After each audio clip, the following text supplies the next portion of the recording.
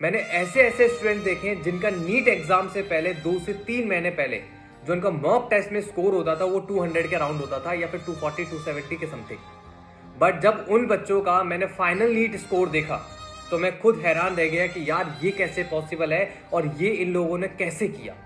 और उनका स्कोर था 640 प्लस। मैं टोटली ब्लैंक कि यार कैसे किया, कैसे कर सकते हैं बच्चे। बट उन बच्चों से बात करने के बाद, उनका पेपर एनालाइज करने के बाद और उनसे सारा कंटेंट लेने के बाद कुछ ऐसी चीजें सामने आई कि यार अगर आप लोग ये चीजें फॉलो करोगे ना इस टाइम पे तो आप लोग भी अपने लाइफ में हिस्ट्री क्रिएट कर दोगे। जिस चीज के लिए आप 2 से 3 साल स्ट्रगल कर रहे हो आप वो चीज अभी भी कर सकते हो। तो डिस्कस करते हैं। जो मटेरियल उन्होंने मेरे को प्रोवाइड किया वो मैं आप सभी को टेलीग्राम पे डालने वाला हूँ। ये एनसीईआरटी इसका एनालिसिस मैं आपको बताने वाला हूँ कि उन्होंने कैसे किया था, कैसे सुपरफिशियली भी पढ़ के ऊपर से पढ़ के 640 ले आए। और कुछ पेपर्स मैंने उनको प्रैक्टिस करने के लिए दिए थे, वो प्रैक्टिस पेपर्स मैं आपको प्रोवाइड करने वाला हूँ। साथ में जिस डायरी को आप लोग मिस कर रहे हो इसके अंदर उन सभी का एनालिसिस है, तो वो एनालिसिस मैं डिस्कस करूंगा। उससे पहले मैं आपको बताना चाहता हूं कि जैसे कि NEET pattern day by day like हर ईयर चेंज हो रहा है, उसके बेसिस पे सबसे पहले आपको ये बता देता हूं कि आपको एनसीईआरटी में कैसे पढ़ना है, क्या करना है। क्योंकि ये सारी चीजें जो मैं डिस्कस कर रहा हूं ये सारी उन बच्चों ने किया था, उन्होंने मेरे को बताया था कि भैया ऐसे ऐसे मैंने किया था, ये अब बच्चों को करना चाहिए। तो ये मेरी एनसीईआरटी है, ठीक है। इसमें जो मैंने ये बुक मार्क्स लगाए हैं इनके एनालिसिस में बताऊंगा। तो मैं ओपन करता हूं, ठीक है।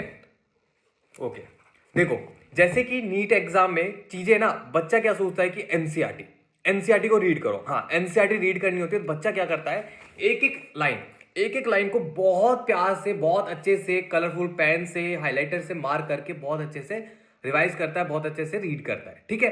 बट अब जो एग्जामिनर फोकस कर रहा है ना वो ये कि आप लोगों को कैसे पागल बनाया जाए। आपकी आंखों के सामने क्वेश्चन है बट आप लोग उसे इग्नोर करके चलते हो। उन बच्चों ने मेरे को बताया था कि लाइक देखो ये डायग्राम आपको दिख रहा है, ठीक है। ये डायग्राम आपको दिख रहा है, ये जो चीजें यहाँ पे जो मैंने मार्क की है बुक मार्क से, लाइक जैसे ये दिख रहा है, ठीक है, ये वाला। ओके, इससे लास्ट ईयर पेपर में क्वेश्चन आ चुका है और बच्चे यही सोच रहे थे कि यार एग्जामिनर ने पेपर कहां से बनाया है। जो ये मैं बुक मार्क्स आपको सारे दिखाऊंगा ना, अभी सारे दिखाने वाला हूं। ये जो बुक मार्क्स मैंने लगाए हैं ना, तीनों सब्जेक्ट में लगाए हैं, physics, chemistry, bio. In book mark से टोटली 95% क्वेश्चंस आए थे। और मैक्सिमम बच्चे क्या करते हैं कि एनसीईआरटी की लाइन टू लाइन रीड करते हैं। करनी चाहिए, इंपॉर्टेंट है, बट यार उन बच्चों ने नहीं किया था, इतना डीपली एनसीईआरटी को रीड नहीं किया था। उन्होंने सिर्फ जो बुक मार्क्स उन्होंने मेरे को बताए थे, जो मैंने मार्क किए हैं, उन्होंने सिर्फ सुपरफिशियली उनको अच्छे से किया था और लिटरली उन्होंने वो कर दिखाया जिसके लिए आप लोग तरसते हो, बहुत मेहनत कर रहे हो। देखो अब जैसे इसमें मैं पिंक वाला बुक मार्क देखो, ये जो इस डायग्राम के नीचे, इस इमेज के नीचे एक फिगर लिख रहा है, ठीक है, फिगर 16.7।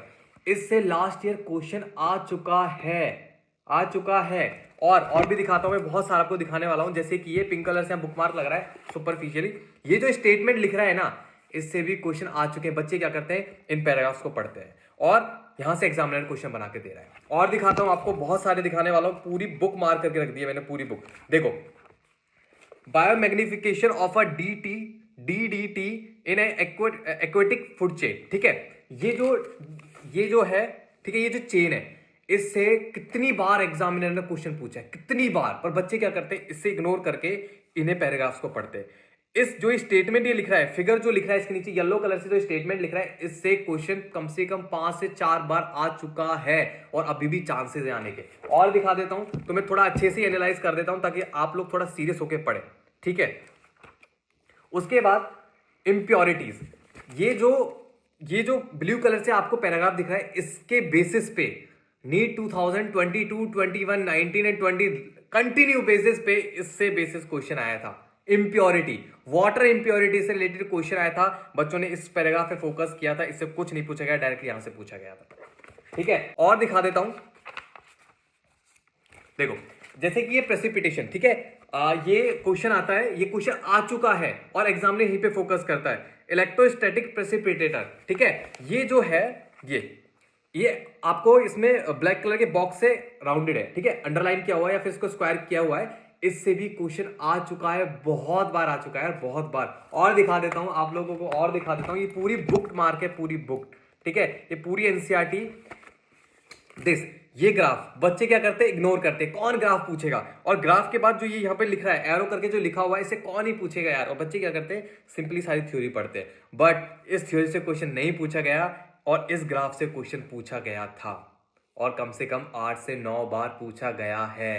तो ये पूरी एनसीईआरटी मैंने उनके एनालिसिस पे मैंने पूरी प्रिपेयर की थी, उन्होंने बताया था कि ऐसे ऐसे बताना। अब देखो, मेरा कहने का मतलब ये है कि सुपरफिशियली जो चीजें हमें दिखती है ना भाई, उन्हें इग्नोर नहीं करना है।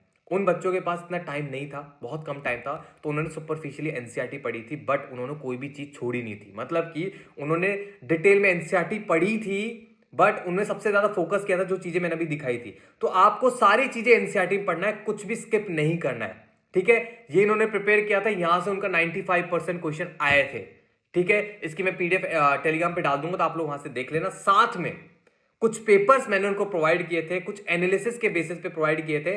उन बच्चों को मैंने सारे पेपर्स दिए थे, जो कि मैं टेलीग्राम पे डाल रहा हूं, आप लोग वहां से ले लेना। अब इनका सबसे इंपॉर्टेंट फीचर मैं आपको बता देता हूं कि ये जो पेपर्स है ना, ये जो पेपर्स है, मेरे टाइम पे जब मैं अपने कोटा में प्रिपरेशन कर रहा था नीट के लिए, तो वहां पे एक तलवंडी नाम की प्लेस है जहां पे पेपर्स बहुत सस्ते मिलते हैं। तो मैं वहां पे जाता था और पेपर बहुत सारे खरीद के लाता था, ठीक है। वो दोस्त भी मेरे थे, वो भी वहीं से लेके आते थे। तो उनका जो एनालिसिस था इन पेपर के रिगार्डिंग, वो ये था कि इनमें एक भी क्वेश्चन आउट ऑफ एनसीईआरटी नहीं है।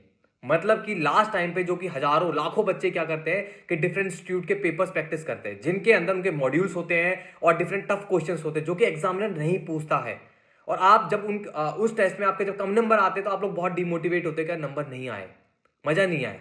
बट उन बच्चों ने, मेरे साथ के जो फ्रेंड्स थे, उन सभी ने ये फोकस किया था, इन पेपर्स पे फोकस किया था, और इनको फोकस करने के बाद उन्होंने अमेजिंग स्कोर किया था। ये टोटली एनसीईआरटी पे प्रूफ दे देता हूं आपको, प्रूफ पूरा प्रोवाइड कर देता हूं। यहाँ पे देखो, यहाँ पे क्वेश्चंस लिखा हुआ, मेंशन लिखा हुआ कि एनसीईआरटी पेज नंबर, ये हैशटैग सब कुछ लिखा हुआ है, अच्छे से देखो, ठीक है।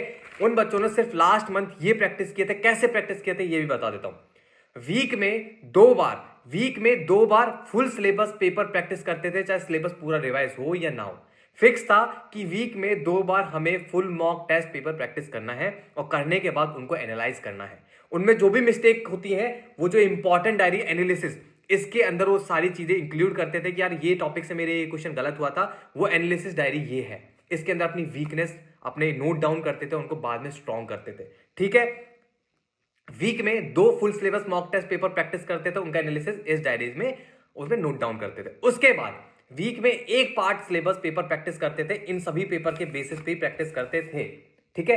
बट जो पार्ट सिलेबस पेपर प्रैक्टिस करते थे, वो पूरा सिलेबस रिवाइज करने के बाद ही पेपर अटेम्प्ट करते थे। Mock test without revision randomly attempt करते थे, जिससे होता क्या था कि उनको कितना याद है, कितना रिमेमोराइज कर सकते हैं, वो चीजें उनको पता लगती थी, उनकी वीकनेस, और इस डायरी में उसको नोट डाउन करते थे। तो ये चीजें उन्होंने लास्ट 1 मंथ 2 मंथ के समथिंग किया था, बट एक डेडिकेशन, एक कंटिन्यूटी, एक रेगुलर उन लोगों ने मेंटेन की थी। इस कारण से उन्होंने इतने सारे पेपर सॉल्व किए थे कि इन पेपर्स को सॉल्व करने के बाद उनके पास एक ऐसा डाटा क्रिएट कर लिया था कि यार अगर मैं नीट एग्जाम से पहले 20 डेज पहले इस डायरी को भी पढ़ के जाऊंगा ना, इसके अंदर जो मैंने चीजें नोट डाउन की उन्हें भी पढ़ के जाऊंगा ना मैं, तो भी मेरा नीट में 140 से नीचे तो आ ही नहीं सकता। 140 मतलब फिक्स है तो फिक्स है, और यही हुआ। और हम लोगों को उस बंदे को पार्टी देनी पड़ी, क्योंकि उसने हमने चैलेंज किया था उसने कि मैं 140 से नीचे नहीं आने दूंगा, और रियली हमने उसको पार्टी दी थी, क्योंकि उसका 140 प्लस ही स्कोर था। उसने सारी वीकनेस अपनी इसमें नोट डाउन की थी और उन पे वर्क किया था, और फाइनली उसने एक अपना बेस्ट ड्रीम कॉलेज अचीव कर लिया था। सो आप सभी से मैं यही रिक्वेस्ट करूंगा कि आप सभी को अपनी जो एनसीईआरटी है, जिसके अंदर मैंने आपको बताया कि कैसे करना है, किस चीजों पर फोकस रखना है, वो मैंने आपको एक सुपरफिशियल दिखा दिया है, और इसकी मैं फोटोज एंड ऑल पीडीएफ में डाल रहा हूं टेलीग्राम पे, वहां से ले लेना, ताकि आपको एक और अच्छा एनालिसिस मिल जाए। साथ में कुछ इंपॉर्टेंट पेपर्स हैं, कुछ इंपॉर्टेंट पेपर्स हैं, ये भी मैं टेलीग्राम पे डाल रहा हूं सारी पीडीएफ। आप लोग इनको देख के इनको प्रैक्टिस करें, जितना हो सकता है रैंडमली रिपीटेडली प्रैक्टिस करें, और weekly 2 full mock test paper practice करें, एंड आपको वीक में एक पार्ट सिलेबस पेपर प्रैक्टिस कर रहा है, और साथ में एनालाइज आपको इस डायरीज में लिखना है। आपको पूरा पेपर का एनालिसिस इसमें होना चाहिए। इतना भी आप लोग कर लोगे ना, तो आपका सिलेक्शन हो जाएगा। So all the best, and अच्छे से प्रिपरेशन करें।